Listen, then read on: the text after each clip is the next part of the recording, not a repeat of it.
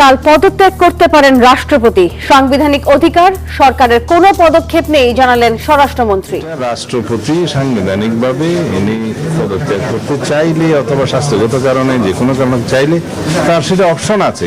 সরকারের কোনো পদক্ষেপ নাই এখানে পর্যন্ত অপেক্ষা করা। তারপরে আলোচনার পরবর্তী রাষ্ট্রপ্রধান, সম্ভাব্য তালিকায় 6 জ্যেষ্ঠ নেতা, এক সিনিয়র সচিব। গ্যাসের তীব্র সংকট, ঘন্টার পর ঘন্টা অপেক্ষা।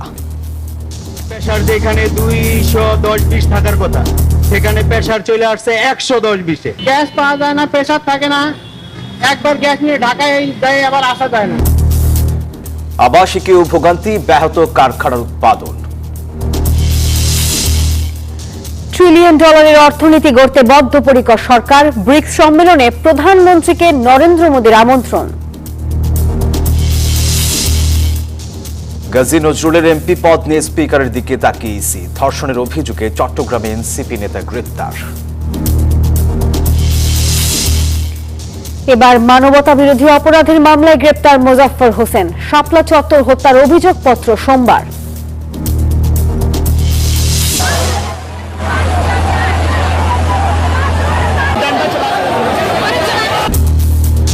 ককরোচ পার্টির আন্দোলনে উত্তাল দিল্লি, ছড়াচ্ছে ভারত জুড়ে পুলিশের বিরুদ্ধে অতিরিক্ত বল প্রয়োগের অভিযোগ। এবং প্রায় 1.5 যুগ পর ইংল্যান্ডের মাটিতে টেস্ট খেলবে টাইগাররা। লর্ডসে একমাত্র ম্যাচ আগামী বছরের মে মাসের শেষে। দর্শক, স্বাগত নিউজ 24 সংবাদে। পুরো সংবাদে আপনাদের সাথে আছি আমরা দুজন। আমি সোহাগ বক্স, সঙ্গে আছি আমি নাফিসা হক। এতক্ষণ দেখছিলেন বিআরবি কেবলস সংবাদ শিরোনাম। এবারে পুরো খবর। রাষ্ট্রপতি মোহাম্মদ শাহাবুদ্দিনের পদত্যাগের গুঞ্জন আরও ডালপালা মিলেছে। বিভিন্ন সূত্র বলছে অসুস্থতার কারণ দেখিয়ে কালই স্পিকারের কাছে পদত্যাগপত্র পাঠাতে পারেন তিনি। তবে বঙ্গভবন থেকে এখনো আনুষ্ঠানিকভাবে কিছু জানা যায়নি। সচিবালয়ের স্বরাষ্ট্রমন্ত্রী সাংবাদিকদের জানান, পদত্যাগ রাষ্ট্রপ্রধানের সাংবিধানিক অধিকার। এই ব্যাপারে সরকারের কোনো পদক্ষেপ নেই। আগামীকাল শুক্রবার অনেক কিছু জানা যাবে বলেও মন্তব্য করেন তিনি। মোহাম্মদ শাহাবুদ্দিন 2023 সালের 24 এপ্রিল 22তম রাষ্ট্রপতি হিসেবে শপথ নেন। তার 5 বছরের মেয়াদ শেষ হওয়ার কথা 2028 সালের এপ্রিলে। 2024 সালের 5 আগস্ট ছাত্র জনতার অভ্যুত্থানে আওয়ামী লীগ সরকারের পতনের পর রাজনৈতিক পালাবদল হলেও অন্তর্বর্তী সরকারের সময়ও রাষ্ট্রপতি হিসেবে দায়িত্ব পালন করেন মোহাম্মদ শাহাবুদ্দিন। যদিও গণ অভ্যুত্থানের পর তার অপসারণ চেয়েছিলেন শিক্ষার্থীরা। 12 ফেব্রুয়ারি নির্বাচনের মধ্য দিয়ে বিএনপি ক্ষমতায় আসার পর সরকারের রাজনৈতিক পটভূমিতে ভিন্নতা তৈরি হলেও রাষ্ট্রপতি শাহাবুদ্দিনকে সঙ্গে সঙ্গে সরানোর পথে যায়নি বিএনপি। যদিও সরকার পরিবর্তনের পর থেকেই রাষ্ট্রপতির ভবিষ্যৎ নিয়ে রাজনৈতিক অঙ্গনে নানা আলোচনা ছিল। পালন করিব। আমি সংবিধান অনুযায়ী রাষ্ট্রপতি স্পিকারের কাছে পদত্যাগ করবেন। নতুন কেউ না আসা পর্যন্ত স্পিকারই হবেন রাষ্ট্রপ্রধান। পদ শূন্য হলে নতুন রাষ্ট্রপতি নির্বাচন করতে হবে 90 দিনের মধ্যে। মোহাম্মদ শাহাবুদ্দিনের পদত্যাগের বিষয়ে বঙ্গভবন থেকে আনুষ্ঠানিক কোনো বক্তব্য বা ঘোষণা নেই। সচিবালয়ের স্বরাষ্ট্রমন্ত্রী জানালেন, এ নিয়ে সরকারের কোনো পদক্ষেপ নেই। আপনি বললেন যে এটা একটা গুঞ্জন, গণমাধ্যমে আসছে, হতে পারে আপনারা রাষ্ট্রপতিকে জিজ্ঞেস করতে পারেন। প্রক্রিয়াটা না, এটা রাষ্ট্রপতি সাংবিধানিকভাবে ইনি পদত্যাগ করতে চাইলে অথবা স্বাস্থ্যগত কারণে যে কোনো কারণে চাইলে তার সেটা অপশন আছে, কিন্তু আমরা তো জানি না। সরকারের কোনো পদক্ষেপ নাই এখানে, সেটা তো সরকারের পক্ষ থেকে তো আর কিছু বলা হচ্ছে না। এদিকে বিকেলে অনুষ্ঠিত মন্ত্রিসভার বৈঠকে রাষ্ট্রপতির পদত্যাগের বিষয় নিয়ে কোনো আলোচনা হয়নি বলে জানিয়েছেন একাধিক মন্ত্রী। স্বরাষ্ট্রমন্ত্রী জানান, রাষ্ট্রপতির পদত্যাগের বিষয়টি আগামীকাল পরিষ্কার হবে। স্পিকার তো নাই ভাই, স্পিকার তো নাই, তাহলে তো কাউকে হচ্ছে না, কাউকে হচ্ছে তারপরে অন্য কোনো বিষয় আলোচনা, একটা অবৈধীকরণ, তারপরে কিছু কিছু আলোচনা, আমাদের এই রাষ্ট্রপতির বিষয়ে কোনো আলোচনা হয়নি। পরবর্তী রাষ্ট্রপতি কে হবেন সেটা পরে নির্ধারণ হবে বলেও জানান স্বরাষ্ট্রমন্ত্রী। শানাজি ইয়াসমিন, নিউজ 24, ঢাকা। কে হচ্ছেন বাংলাদেশের পরবর্তী রাষ্ট্রপতি? কার হাতে যাচ্ছে বঙ্গভবনের চাবি? রাষ্ট্রপতি সম্ভাব্য তালিকায় রয়েছেন বিএনপির 6 জ্যেষ্ঠ নেতা এবং একজন সিনিয়র সচিবের নাম। দেশের ক্ষমতার কেন্দ্রে এখন নতুন সমীকরণ। কার মাথায় উঠবে রাষ্ট্রপতির মুকুট? বর্তমান রাষ্ট্রপতির পদত্যাগ ও রাষ্ট্রপতি হওয়ার আলোচনায় থাকা ব্যক্তিদের বিষয়ে আরো জানাচ্ছেন সহকর্মী মাসুদ সুমন। সামরিক ও বেসামরিক কর্মকর্তাবৃন্দ 2024 সালের 5 আগস্ট ছাত্র জনতার অভ্যুত্থানে আওয়ামী লীগ সরকারের পতনের পর বদলে যায় দেশের রাজনৈতিক পরিস্থিতি। 12 ফেব্রুয়ারি ত্রয়োদশ জাতীয় সংসদ নির্বাচনে বিজয়ী হয়ে তারেক রহমানের নেতৃত্বে সরকার গঠন করে বিএনপি। পদের শপথ ও গোপনীয়তার শপথ। বর্তমান সরকারের 5 মাসের মাথায় জোর গুঞ্জন শুরু হয়েছে রাষ্ট্রপতির পদত্যাগ নিয়ে। যদি রাষ্ট্রপতি মোহাম্মদ শাহাবুদ্দিন পদত্যাগ করেন তাহলে কে হবেন বাংলাদেশের 23তম রাষ্ট্রপতি? রাষ্ট্রপতি হিসেবে আলোচনায় রয়েছেন বিএনপি মহাসচিব মির্জা ফখরুল ইসলাম আলমগীর। 2011 সালের মার্চ মাস থেকে তিনি ভারপ্রাপ্ত মহাসচিব হিসেবে দায়িত্ব পালন করেন। 2016 সালে দলটির 6ষ্ঠ জাতীয় সম্মেলন থেকে মহাসচিব হিসেবে দায়িত্ব পালন করেন মির্জা ফখরুল। আলোচনায় রয়েছেন বিএনপির স্থায়ী কমিটির জ্যেষ্ঠ সদস্য ডক্টর খন্দকার মোশাররফ হোসেন। ৭৯ বছর বয়সী খন্দকার মোশাররফ কুমিল্লা 1 আসন থেকে এবার সংসদ সদস্য নির্বাচিত হয়েছেন। এছাড়া রাষ্ট্রপতি হওয়ার সম্ভাব্য তালিকায় রয়েছেন বিএনপির স্থায়ী কমিটির সদস্য ডক্টর আব্দুল মুইন খান ও নজরুল ইসলাম খান। রাষ্ট্রপতির পদ শূন্য হলে নতুন রাষ্ট্রপতি নির্বাচিত না হওয়া পর্যন্ত জাতীয় সংসদের স্পিকার হাফিজউদ্দিন আহমদ ভারপ্রাপ্ত রাষ্ট্রপতির দায়িত্ব পালন করবেন। গুঞ্জনের রেশ ধরে ভারপ্রাপ্ত রাষ্ট্রপতিকেই স্থায়ী রাষ্ট্রপতি করা হবে কিনা সময়ই তা বলে দেবে। রাষ্ট্রপতি হওয়ার গুঞ্জনে জায়গা করে নিয়েছেন সিনিয়র যুগ্ম মহাসচিব রুহুল কবির রিজভী। দলের বিভিন্ন রাজনৈতিক কর্মকাণ্ড ও নিয়মিত প্রেস ব্রিফিং এর মাধ্যমে তিনি দলের মুখপাত্র হিসেবেও দায়িত্ব পালন করে আসছেন। বঙ্গভবনের পরবর্তী বাসিন্দাকে এই আলোচনায় চুক্তিভিত্তিক নিয়োগে থাকা মন্ত্রিপরিষদ সচিব নাসিমুল গনির নামও শোনা যাচ্ছে। গুঞ্জন আর জল্পনা কল্পনার অবসান হলেই জানা যাবে কে হচ্ছেন বঙ্গভবনের 23তম বাসিন্দা। মাসুদ সুমন, নিউজ 24, ঢাকা। ঢাকা সহ সারা দেশের সিএনজি পাম্পে ফের গ্যাসের তীব্র সংকট। কয়েকদিন ধরে এক পাম্প থেকে আরেক পাম্পে ছুটছেন চালকরা, যেখানেই যাচ্ছেন সেখানেই দীর্ঘ সারি। এদিকে অপেক্ষা ঘন্টার পর ঘন্টা। কর্তৃপক্ষ বলছে গ্যাসের চাপ কম, তাই চাহিদা মেটাতে হিমশিম খেতে হচ্ছে। সরকারের পক্ষ থেকে বলা হয় মহেশখালী টার্মিনালে কারিগরি ত্রুটির কারণেই এমন পরিস্থিতি। সংকট কেটে যাবে শীঘ্রই। সিএনজি স্টেশন থেকে যানবাহনের জন্য গ্যাস নেওয়া এখন যেন ধৈর্যের বিরাট একটা পরীক্ষা। কেউ আসছেন ভোর রাতে, কেউ ভোরের আলো ফুটতে না ফুটতেই। দীর্ঘ সারিতে অপেক্ষাটা ঘন্টার পর ঘন্টা। কারো লাগছে 4 ঘন্টা, কারো লাগছে আরো বেশি। কেউ বা আবার ঘুরছেন এই পাম্প থেকে সেই পাম্পে। রাজধানী জুড়েই এমন পরিস্থিতি। গ্যাস নাই, গ্যাস আপনার 1 সপ্তাহ 15 দিন যাবতেই ঠিক মতো গ্যাস নিতে পারি না, গ্যাসের প্রেসার কম, 100-150 টাকার গ্যাস ঢোকে আর ঢোকে না। 8টার থেকে এখানে সিরিয়াল আছে। সরকারের কাছে দাবি এইটাই আমাদের, যে আমরা যেন পাম্পে গ্যাসটা পাই, কারণ এটাতে আমাদের রিজিক। রাজধানীর পার্শ্ববর্তী এলাকা গাজীপুরের টঙ্গী, এখানেও ভোর থেকে দেখা গেছে লম্বা সারি। প্রেসার যেখানে 210-20 থাকার কথা, সেখানে প্রেসার চলে আসছে 110-20-এ। গ্যাস পাওয়া যায় না, প্রেসার থাকে না, একবার গ্যাস নিয়ে ঢাকায় যায় আবার আসা যায় না। সাভারেও একই চিত্র। সিএনজি ফিলিং স্টেশন ও কারখানায় দেখা গিয়েছে গ্যাসের তীব্র সংকট। কোথাও কোথাও তীব্র ভিড়ে বিশৃঙ্খলার ঘটনাও ঘটছে। বুধবার রাতে ঠাকুরগাঁওয়ে ঘটে এমন ঘটনা। বৃষ্টি উপেক্ষা করে বিভিন্ন ফিলিং স্টেশনে দেখা গেছে উপচে পড়া ভিড়। ঘটেছে হাতাহাতির ঘটনাও। হুজুগে বাঙালি কেউ একজন বলছে উরমুজ প্রণালী বন্ধ হয়ে গেছে, আর তেল ঢুকবে না। হুজুগে সবাই তেল নিতে চলে আসছে। প্রশাসন ও পাম্প কর্তৃপক্ষ অবশ্য বলছে জ্বালানির কোনো সংকট নেই, সবই গুজব। 2টার পর থেকে মানুষ খুব তেল নেওয়ার জন্য ভিড় করতেছে, কিন্তু আমাদের তেল প্রচুর পরিমাণ আছে, তেলে কোনো সমস্যা নাই, সংকট নাই। সরকারিভাবে জানানো হয়েছে আগামী 2-3 দিনের মধ্যেই কেটে যাবে গ্যাসের সংকট। মাইদুল ইসলাম, নিউজ 24, ঢাকা। এদিকে গাজীপুর, নারায়ণগঞ্জ এবং সাভার আশুলিয়া শিল্পাঞ্চলে তীব্র গ্যাস সংকটে ভোগান্তিতে পড়েছেন সাধারণ মানুষ। চুলা না জ্বলায় অনেকেই খাচ্ছেন বাইরের খাবার। একই সঙ্গে গ্যাসের চাপ কমায় ব্যাহত হচ্ছে শিল্প কারখানার উৎপাদন, আর বিপাকে মালিক শ্রমিকরা। একদিকে রান্নাঘরে নিভে যাচ্ছে চুলা, অন্যদিকে থমকে যাচ্ছে শিল্প কারখানার উৎপাদন। গাজীপুরে দিনের বেশিরভাগ সময় গ্যাস থাকে না, রাতে এলেও চাপ খুবই কম থাকার অভিযোগ বাসিন্দাদের। অনেক পরিবার বাধ্য হয়ে হোটেলের খাবার খাচ্ছেন, কেউ আবার নির্ভর করছেন এলপিজির উপর। এতে বাড়ছে সংসারের খরচ। তা জানি দূর করে সরকার। আজকে আমরা এই যে রান্না বাড়া করে ঠিক মতো আমাদের বিবিরা খাওয়াইতে পারে না, এই জন্য অনেক কষ্ট হয়। রান্না বাড়া করতে গেলে সকালে জায়গা আমরা উঠি রাত্রে 4টা বাজে 3টা বাজে উঠে রান্না করি, সে সকালে 6টা বাজে গেছে জায়গা, আমাকে কষ্ট হয়ে যায় না। নারায়ণগঞ্জে গ্যাসের স্বল্প চাপে শিল্প কারখানার উৎপাদন ব্যাহত হচ্ছে। 15 থেকে 20% কমার দাবি শিল্প মালিকদের। সময় মতো বিদেশি ক্রেতার কাছে পণ্য সরবরাহ নিয়েও তৈরি হয়েছে অনিশ্চয়তা। তারপরে বাসা বাড়ি গ্যাস থাকে না, রান্না বান্নার কষ্ট হয়, কাজ করে যাওয়ার পরে আমাদের অনেক কষ্ট হয়। তারপরে যে কারেন্ট থাকে না, খাওয়া দাওয়ার সমস্যা, সব জিনিস মহিলারা মনে করে ঠিক মতো কাজ মনে করে পাক করে গার্মেন্টসে যেতে পারে না। সবাই তো আমরা কর্মজীবী, অনেক সময় সকালে না খাই আসতে হয়। উৎপাদন কমে যাওয়ায় বাড়ছে ব্যয়। ছোট কারখানাগুলো টিকে থাকা নিয়েও শঙ্কা তৈরি হয়েছে। গ্যাস সংকটের প্রভাব পড়েছে শ্রমিকদের জীবনেও। রান্না করতে না পেরে অনেককে বাইরে থেকে খাবার কিনতে হচ্ছে।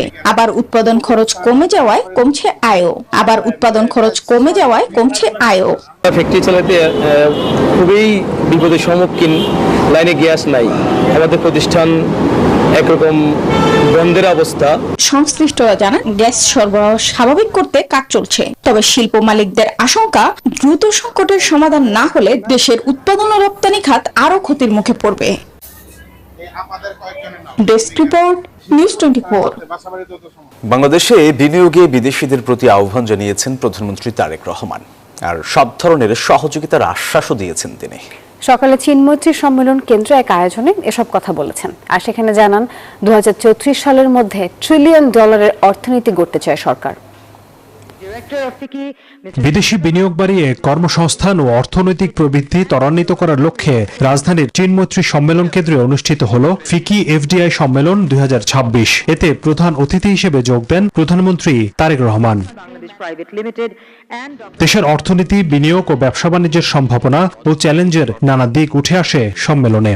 How to convert these advantages into a larger, more diversified and more sustainable flow of foreign investment.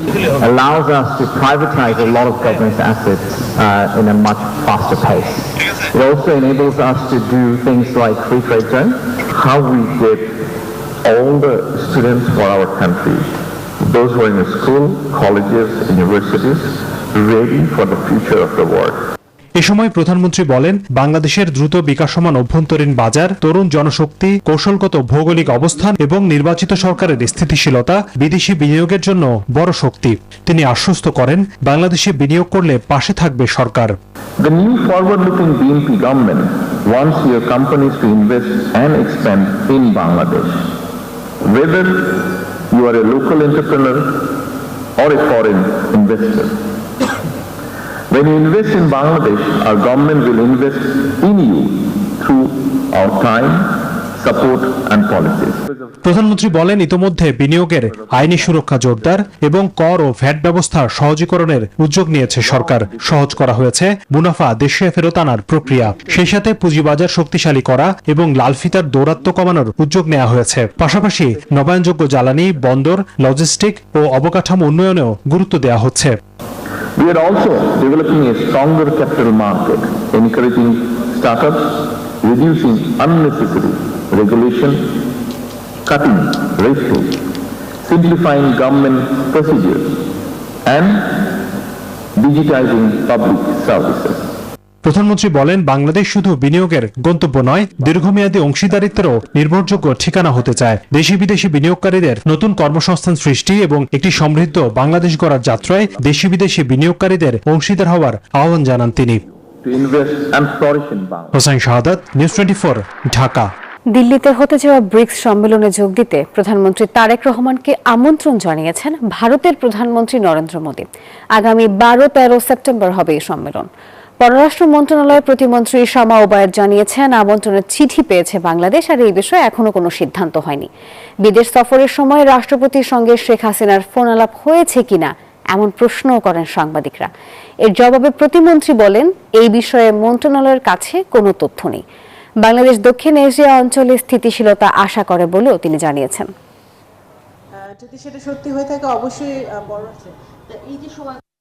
Bangladesh এবং যুক্তরাষ্ট্রের সম্পর্ক আরো বেশি জোরদার হচ্ছে এবং হবে। এই সফরের মধ্য দিয়ে আরো নতুন কিছু বেরিয়ে আসবে। আমাদের বহুপাক্ষিক সম্পর্ক আছে যুক্তরাষ্ট্রের সাথে, সেগুলো আরো সুগম হবে। গণভোট অবৈধ হলে দেশে এখন কোনো সরকার নেই, এমন মন্তব্য করেছেন বিরোধী দলীয় নেতা ডাক্তার শফিকুর রহমান। তিনি বলেন, গণভোটে ৭০% মানুষ সংস্কারের পক্ষে রায় দেওয়ার পরও সরকার বলছে অবৈধ। বিকেলে রাজধানীর মিরপুর ১ জনসভায় বক্তব্য রাখেন তিনি। ন্যায্য অধিকার আদায়ে সবাইকে প্রস্তুত থাকারও আহ্বান জানান ডাক্তার শফিকুর রহমান। জুলাই শহীদ ও আহতদের যথাযথ সম্মান দিতে সরকারের প্রতি জোর দাবিও জানান বিরোধী দলীয় নেতা।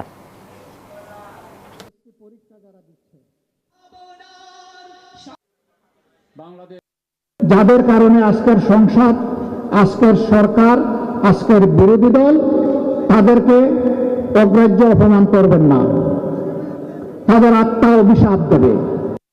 নৈতিক স্খলনের অভিযোগ প্রমাণ হওয়ায় গাজী নজরুল ইসলামের সংসদ সদস্য পদ থাকবে কিনা তা নির্ধারণ হবে আইনি প্রক্রিয়ায়।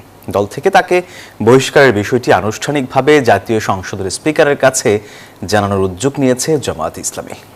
দলটি মনে করছে স্পিকার পরবর্তীতে আইনানুগ ব্যবস্থা নেবেন। নির্বাচন কমিশন জানিয়েছে তারাও অপেক্ষা করছে স্পিকারের সিদ্ধান্তের উপর। এক তরুণীর সঙ্গে ব্যক্তিগত মুহূর্তের ছবি সামাজিক মাধ্যমে ছড়িয়ে পড়ার ঘটনার পর নৈতিক স্খলনের দায়ে সাতক্ষীরা ৪ আসনের সংসদ সদস্য গাজী নজরুল ইসলামকে দল থেকে বহিষ্কার করে জামায়াত ইসলামী। সাতক্ষীরা জামাতের লোক মেয়ে সহ এখানে ধরা খাইছে। প্রশ্ন উঠেছে এমন ঘটনার পর সংসদ সদস্য হিসেবে তিনি বহাল থাকতে পারেন কিনা। সংবিধানের ৭০ অনুচ্ছেদ অনুযায়ী কোন সংসদ সদস্য স্বেচ্ছায় দল ত্যাগ করলে অথবা দলের বিরুদ্ধে ভোট দিলে তার আসন শূন্য হয়ে যায়। এছাড়া ৬৭ অনুচ্ছেদ বলছে কোন সদস্য স্বেচ্ছায় পদ থেকে সরে দাঁড়ালে, আদালত কর্তৃক অপ্রকৃতস্থ বা দেউলিয়া ঘোষিত হলে, বাংলাদেশের নাগরিকত্ব হারালে, বিদেশের নাগরিকত্ব নিলে অথবা নির্বাচনের যোগ্যতা হারালে তার আসন শূন্য হয়ে যেতে পারে। তবে নৈতিক স্খলনের কারণে সংসদ সদস্য পদ বাতিলের বিষয়ে সংবিধানে উল্লেখ নেই। তাহলে নিজ দল থেকে বহিষ্কার হওয়া এই জামায়াত নেতার ভবিষ্যৎ কি? এমন প্রশ্নের জবাবে দলটির সিনিয়র এই নেতা জানান, দলীয় সিদ্ধান্তের কথা জানানো হয়েছে সংসদে। বহিষ্কার করলে কি হয় এটা স্পষ্ট বলা নাই, তো সে কারণে এই বিষয়ে আমাদেরও দায়িত্ব নাই। সংসদের মানে স্পিকারকে জানালে উনি ওনার প্রসেস পদক্ষেপ সেটা নেবেন। গাজী নজরুলের বহিষ্কারাদেশ ইতোমধ্যেই নির্বাচন কমিশনে পাঠিয়েছে জামায়াত। তবে কমিশন বলছে সংসদ সদস্য পদ বাতিলের জন্য এই চিঠি যথেষ্ট নয়। ওনাকে এক্সপেল করছে, এক্সপানশন পদত্যাগের মধ্যে আসে কিনা এটা একটা বিশ্লেষণের বিষয়, কন্ট্রোভার্সিয়াল একটা বিষয়। যদি এই ধরনের কিছু আমাদের কাছে আসে তাহলে তখন আমরা এটা আমাদের নির্বাচন কমিশন তার সিদ্ধান্ত জানাবে এবং সেই জিনিসটা আসতে হবে পার্লামেন্ট থেকে। অভিযুক্ত নেতার বিরুদ্ধে যদি স্পিকার কোনো সংসদীয় তদন্ত কমিটি গঠন করেন এবং সেই কমিটির কাছে ওই নেতা যদি দোষী সাব্যস্ত হন তাহলে তার সংসদ সদস্য পদ চলে যেতে পারে।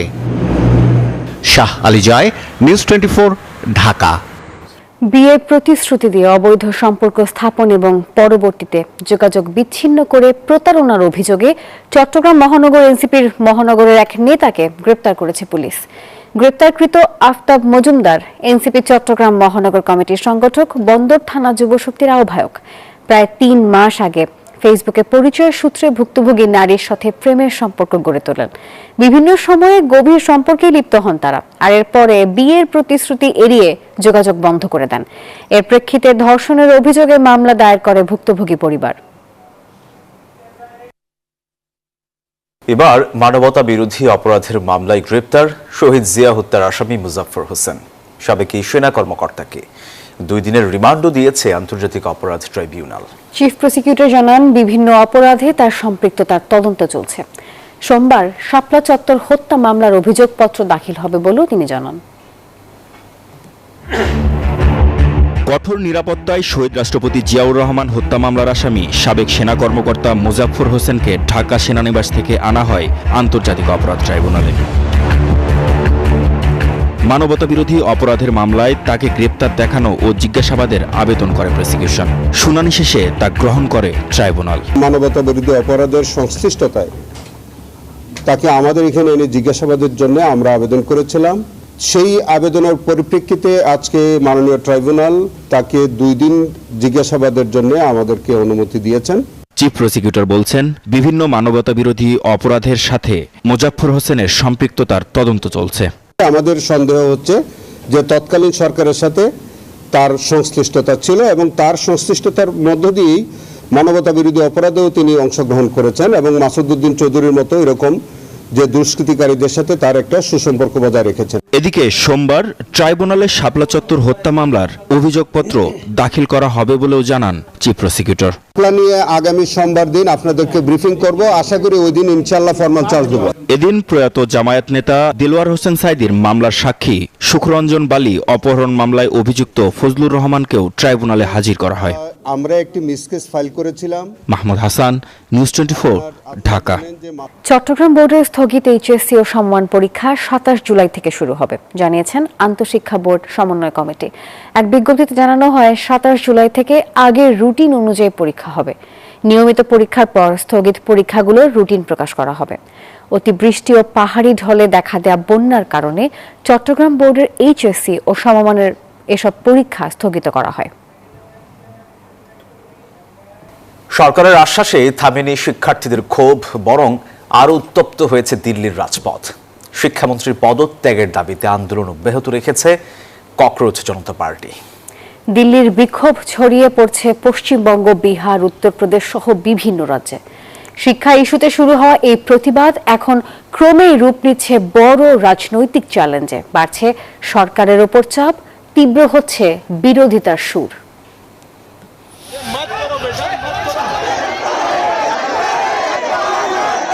স্লোগানে মিছিলে এখনো উত্তপ্ত দিল্লির যন্তর মন্তর। শিক্ষামন্ত্রীর পদত্যাগ, প্রশ্নপত্র ফাঁসের নিরপেক্ষ তদন্ত এবং পুলিশি অভিযানের প্রতিবাদে অবস্থান কর্মসূচি চালিয়ে যাচ্ছে ককরোচ জনতা পার্টি। একই দাবিতে সংসদে সরব বিরোধীরা। সংসদ এলাকায় বিক্ষোভ করেছে কংগ্রেস। সেই বিক্ষোভে অংশ নেন সোনিয়া গান্ধী।